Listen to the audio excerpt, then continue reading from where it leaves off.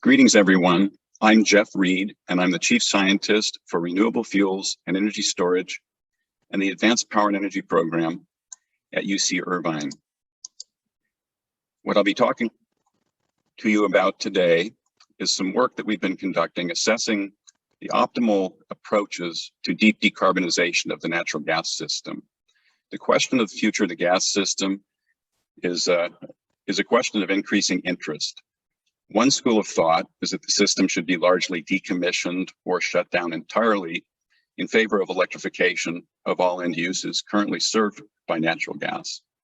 Another perspective is that the system should be decarbonized and continue to serve functions that support broader electrification strategies through decarbonization of applications that are difficult to accomplish through direct electrification. So what we'll be looking at today is an evaluation of least cost pathways for decarbonizing the gas system. In order to understand the least cost approach to accomplish this, we need to look at the entire value chain from production through end use, and if applicable, also with carbon capture and storage or carbon capture and utilization on the far end of the process. In this analysis, we consider several different variants of decarbonized gaseous fuel. So we consider hydrogen, decarbonized methane, and natural gas with carbon capture as the primary pathways. If we pursue hydrogen pathways, then we also need to consider potential adaptation or replacement of pipeline and storage infrastructure. So we consider a number of different ways of producing decarbonized gaseous fuel in the form of hydrogen or methane. So on the right-hand side here, one primary pathway is water electrolysis. We consider two different ways of converting organics, thermochemical and anaerobic digestion. As I mentioned on the previous slide, we're also considering carbon capture, utilization, and storage as a potential pathway. There are other technologies on the horizon that may evolve, such as direct water splitting using solar energy. For the present techno-economic analysis, we focused on the pathways you see to the left, which are currently commercial. So water electrolysis, biomass conversion, and CCUS. So we've applied a variety of different methods to forecast costs for these different pathways, including reference to a lot of literature on these subjects and also some of our own direct analyses through stakeholder interviews and learning curve analysis. You can see that the electrofuels pathways show the strongest potential cost decline. But as we get beyond the 2030s, all of these decarbonized fuel pathways are tracking to potentially be below $15 per million BTU on a commodity cost basis. Also important is that the projection of future costs is obviously somewhat uncertain. And so if we include a indicative uncertainty bands for the different fuels, one interesting outcome is that the different fuel pathways overlap in terms of their future cost projections. And it's not possible to project with certainty at this stage which will be the least cost solution at the end of the day. One important factor in evaluating methane versus hydrogen pathways is that there's a systematic dependence in the cost of those two pathways, because in the two primary production pathways of biomass, thermochemical biomass conversion and water electrolysis, hydrogen is the first product. So in order to make methane, further processing steps need to occur, and those generally involve additional costs. So if we start with hydrogen as a first product, we need a methanation reactor, and that adds a little bit of capital cost. Methanation reaction is exothermic, so we lose a bit of energy. And lastly, we need to supply CO2 to the process, which will incur costs for transport and compression of CO2, and may also involve a commodity cost of CO2, depending on whether carbon markets are applicable. So this slide shows two different examples, both based on an intermediate production cost of hydrogen of $16 and shows a couple of examples of the additional cost increments to produce methane. And in this case, we're showing a cost uplift of between 20 and 35% based on the cost factors that are shown.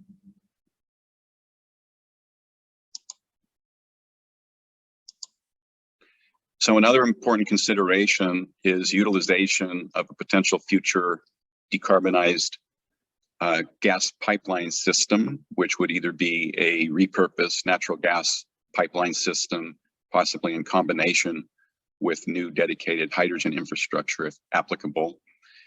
This slide shows a demand forecast scenario for California. And one important consideration is that some of the uses are inherently hydrogen-based. So the transportation solutions assume fuel cell electric drive. And so hydrogen is the fuel there. Refining and ammonia synthesis both require hydrogen as the input. Power generation and heating and process heat can be provided by either methane or hydrogen. So in evaluating the alternative configurations of the future system, the demand will differ depending on whether we're considering methane or hydrogen. Well, one thing that most analyses show is that in a hydrogen transition, the backbone transmission level needs to be repurposed significantly, if not replaced with new dedicated hydrogen infrastructure.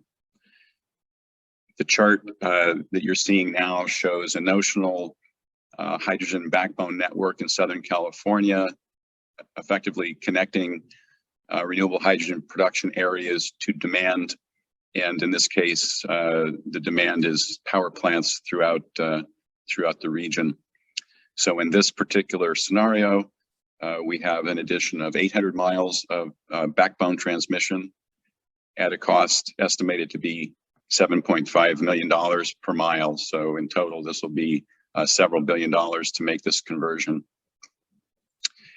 One point of interest is that analysis in the European Union has concluded that if it's possible to repurpose rather than replace segments of the natural gas transmission system, that the cost would be only 20% of that of a newly built dedicated hydrogen pipe segment.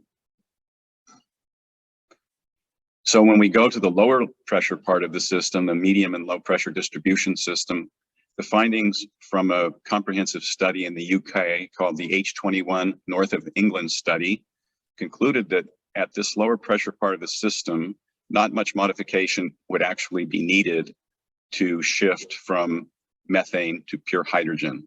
So plastic pipe, which is a big component of most modern natural gas systems, is hydrogen compatible without replacement or modification. There is need for replacement or modification to pressure regulation and metering devices. And there are a few locations around the system that need additional throughput capacity in order to provide the required amount of energy because of the lower volumetric energy density of hydrogen in comparison to methane. However, all in with these different elements, the distribution level, so the low pressure part of the system, modifications would only entail about 10% of the total cost of production through end use. Behind the meter transition costs, so in the premise, in the home or the commercial or industrial facility, is one of the most significant elements of a potential transition to hydrogen. So there may be some need to address potential leaks and other factors inside the premise. So that could involve applying some lining or other, or perhaps replacement of some of the pipe. And then certainly appliance retrofit or replacement will be required.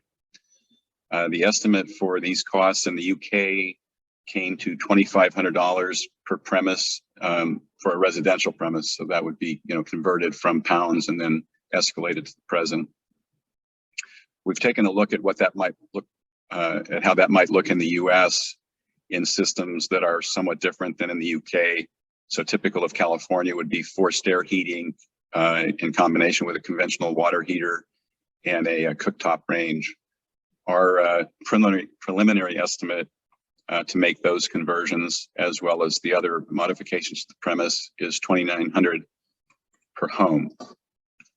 So if we take all of those costs together, so repurposing of the gas system and the premise, and consider this question that I posed a few slides back, which is, should we be using hydrogen as the energy carrier, or should we be sticking with methane as a drop-in fuel used on the natural gas system?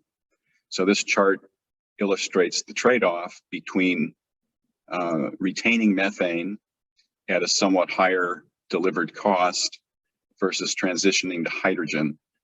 We can consider the transition to hydrogen as carrying a fuel cost discount and think about how long it would take to recover that facilities changes based on the fuel cost discount, which of course depends on what that discount is. So this left axis is the cost differential between decarbonized methane and hydrogen, with methane presumed to be higher.